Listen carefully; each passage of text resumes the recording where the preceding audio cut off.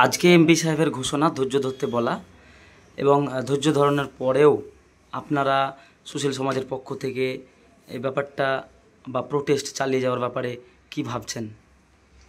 আমাদের প্রশাসনের তরফ থেকে আমাদের যে মাননীয় এমপি সাহেব এবং আমাদের মাননীয় জেলা পরিষদের যে সাংসদ আপনার সভাধিপতি ওনার সঙ্গে সাক্ষাতের একটা সময়সূচি করা হয়েছে, সেটা হচ্ছে 23 তারিখ বা 24 তারিখ।